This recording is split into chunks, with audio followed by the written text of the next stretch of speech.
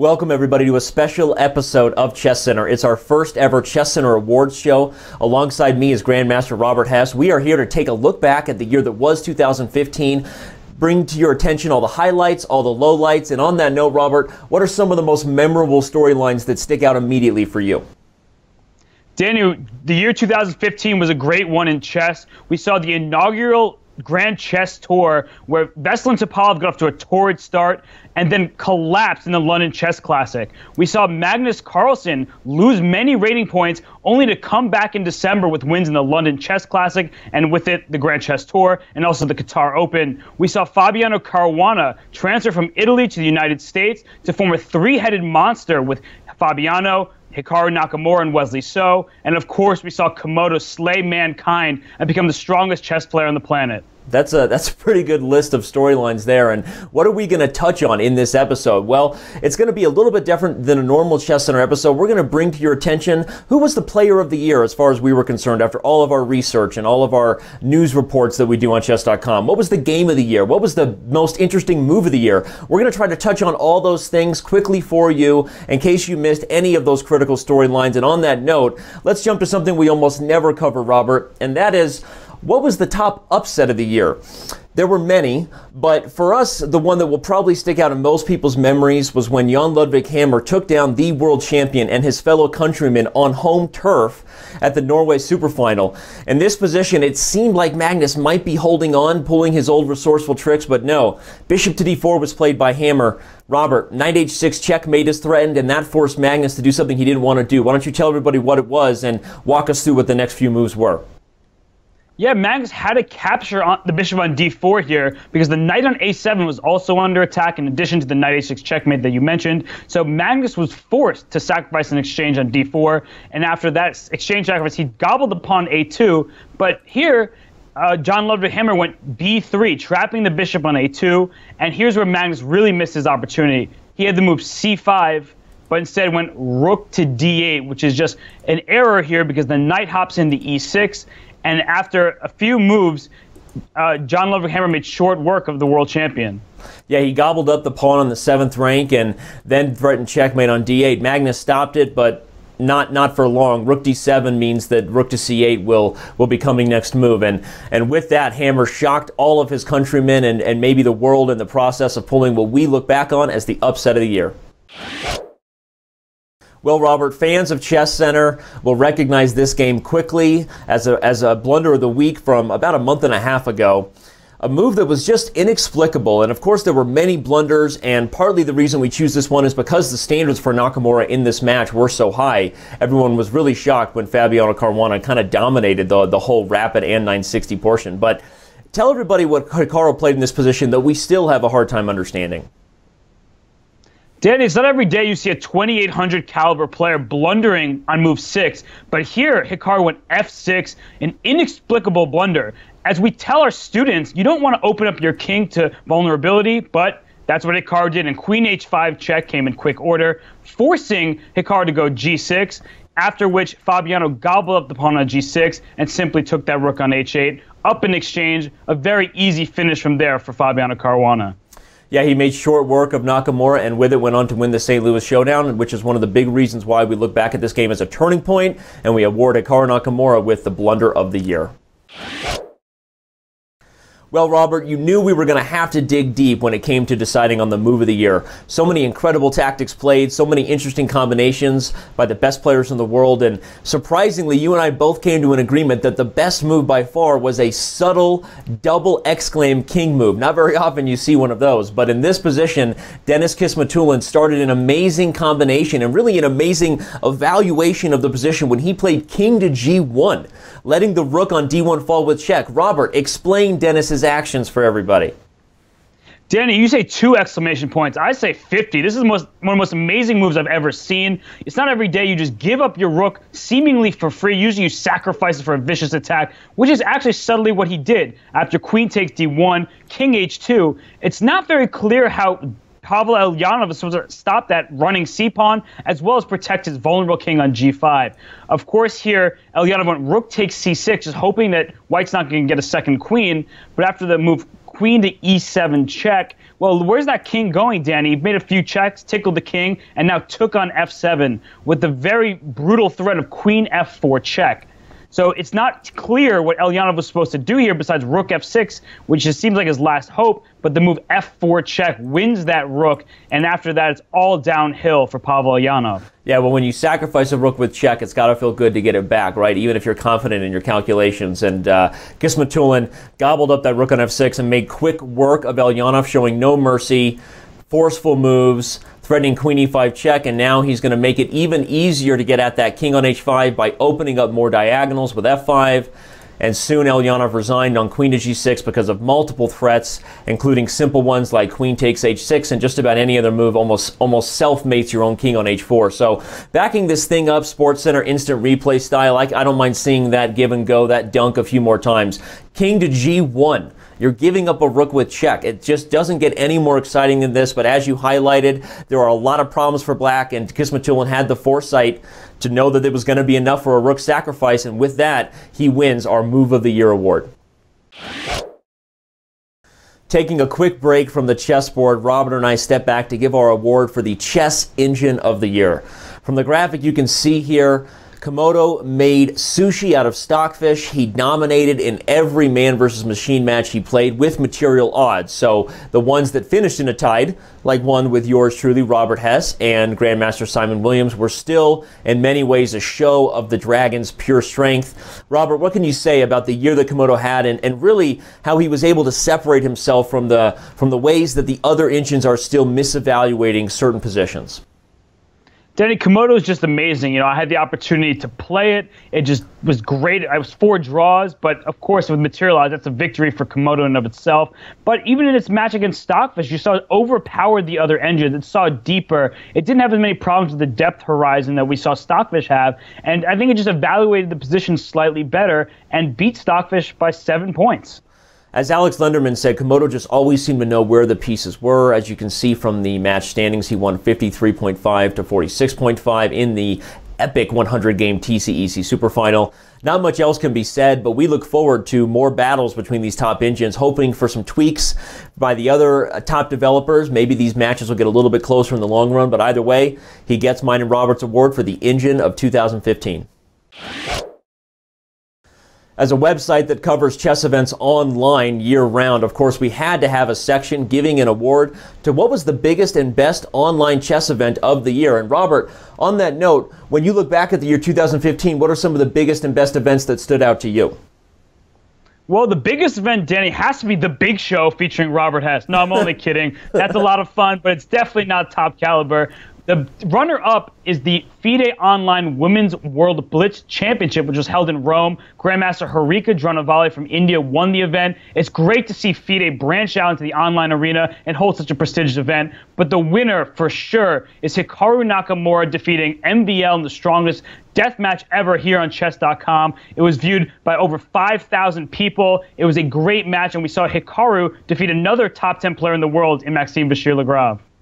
Yeah, great, and I'm going to have to agree with you. To me, the Streamers Challenge we did earlier in the year, inviting some of the world's best online chess personalities to duke it out in a tournament, also might make the list, but I agree that the FIDE Women's Online Blitz Championship has to take the runner-up, and Nakamura MVL was the strongest Blitz deathmatch we've ever held. Looking forward to more events like that in 2016, and with that, we move on. Well, the ChessCenter Awards just keep rolling out as we keep trucking along here, Robert. What was the tournament of the year in 2015? A lot of great choices. The Grand Chess Tour itself might take the Grand Prix Tour event of the year, but there really isn't an award like that. So our choice ended up going to the Sinkfield Cup. It was the middle event in the road of the Grand Chess Tour. We saw the emergence of Levon Aronian. And what else was it about this event that just made it so memorable? Danny, just the fight between the players. We saw in the first round, all 5 games were decisive. That's not something you see almost ever at a top-level event, but the players came out for a brawl. They had great chess. They're very exciting. We saw Veselin Topalov win a bunch of games, beat Magnus Carlsen again, but like you said, the storyline was definitely Levon Aronian, his re-emergence back in the top 10 in the world, and it was a great showing by him, as well as one of the best games of the year with Hikaru Nakamura defeating Wesley So. Yeah, those are definitely great points, but unfortunately, Mr. Bobby Hess didn't take my bait as far as why this event was so memorable. So because of that, we're going to have to go to a clip right here where you're going to see some of the little side events that were taking place at the Sinkfield Cup and will likely take place again outside the World Chess Hall of Fame if we can get Bobby to lace him up one more time.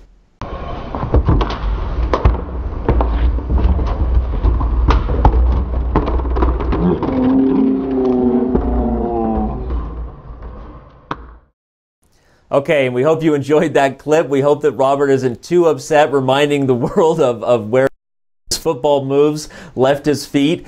For the record, it was a great match. Robert, do you wanna say anything to the fans as far as how that went down and what really was going on there?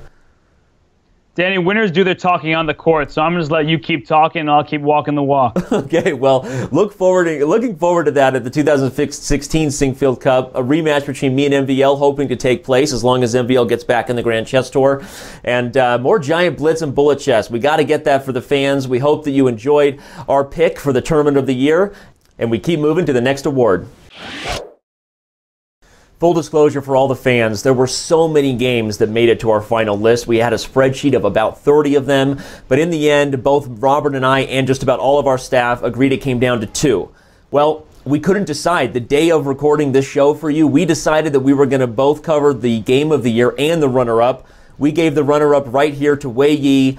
The position starts, as you see, after he just played this brilliant sacrifice, rook takes f7, rather than making the obvious recapture of the knight on d5. Robert, try to explain to everybody, if you can, what Wei Yi saw both about the initial sacrifice here, taking advantage of some of the cramped pieces in Black's setup, but then also the foresight to the bigger picture plan of drawing Black so far into White's army. Danny, Wei Yi's preparation was extraordinary here. He just wanted to bring that black king out and really attack it and just checkmate in the center of the board. After the rook sack on f7, the king was forced to capture. A queen h7 check was the natural response. The king has to run out to e6, and then we gobble up the knight on d5 with another check. The king actually has to capture, which is unfortunate for black. And the phenomenal move, bishop e4 check. It sacrifices another piece, brings the king out further to the center. And as we noticed, the king kind of just played checkers the last few moves. It went from g8 to f7 to e6 to d5 to e4, all in the light squares. And here's really the key moment of the game. Queen to f7. You're not even giving a check, but you're taking away all the squares from the black king. And it makes it very difficult for black to escape. Danny, a phenomenal shot, queen f7. Absolutely, especially after every move before it has either been a sacrifice or a forcing check. To see that a subtle move like Queen f7 really highlights all the dysfunction in Black's army. 1 piece, 2 piece, 3 pieces, 4 pieces. Yeah, you're up 4 pieces, but not everybody's playing, buddy. And that was enough for Wei Yi to take it home. Bishop f6, we're going to see a couple forcing checks, but then another really subtle move that comes in with Queen to b3. The queen is relocating from h7 to the queen side. And the Black king, along with all of his helpers, there's no help coming, right? Not very helpful. A few more moves, a few more forcing checks get us to a position where, after some desperate computer-style sacrifices like bishop takes g2, Black eventually runs into the impossible position on h3, where there's about 1.5 million threats here. There might have even been a faster way to mate from Wei Yi, but we're not going to focus on that because the truth is the combination was brilliant, certainly worthy of a Game of the Year award in any other year, but not this year. Are you wondering what our next game was? Don't go anywhere. Let's go to it right now. And now everyone knows, they see it before them. Navarra versus Wojtaszek is winning our award for Game of the Year. Why, you wonder? Maybe you haven't seen this game. Well, if you haven't, I'm going to give you a little bit of a preview here. In fact, you might even call this a Tarantino. I'm going to Tarantino this position and show you that within 10 moves, that white king is going to be on h8. If you have not seen this position, grab some popcorn, maybe pause the video, and let Robert Hess be your DJ to take you to chess nirvana as this king is going to walk up the board. Robert, it's on you, buddy. Danny, I couldn't have explained it any better myself. And the position started off looking pretty normal. White went king f2. It's the start of the king march, but it's a very natural move protecting the pawn on e3. Black went bishop h4 check, and the king said, well, why not? I can go forward. Let's do it. King f3. And e4 check says, well, you know, if you take with a knight on e4, my knight will come to e5 with check, and it's getting very dangerous for the white king. So Navarra said, I can move forward, so let's do it. King f4. g5 check, And Navarro was not having any of it. He's not going backwards at all. He's going forwards. King f5. And Danny, after rook he8 here, did you think that white could survive at all? I've never seen a king come so aggressively into the fray, even with queens off the board. There are so many pieces still on the board here, everybody. The only other piece traded is a single knight. This sort of thing just doesn't happen.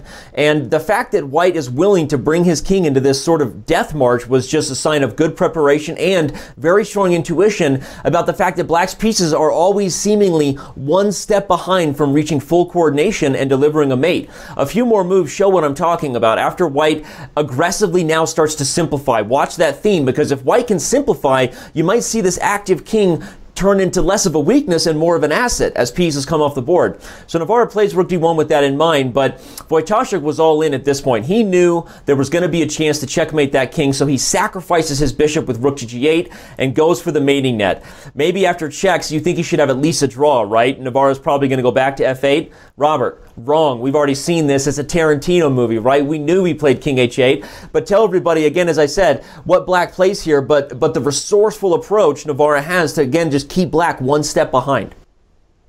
Yeah, Wojciech played rook f6, threatening rook f8 checkmate. The rooks look like they're ensnaring that white king on h8. But here Navarro found the resource rook to f1, which offers the trade of rooks. Of course, Wojciech's having none of it, goes bishop f2, trying to keep that rook f8 checkmate alive. But here, Navarro plays rook takes f2. Remember, he started up a piece, so he's getting second piece for the rook, and then he swings his other rook over to f1, which looks like it just gives us the bishop on g2, so Wojciech took that. But after rook takes g2, rook f8 check, forces the king up to c7, and now knight d5 check. Navarro must have seen 15 moves ahead to find this resource, and now, as you mentioned earlier, Danny, the king on h8 is a great asset in the endgame.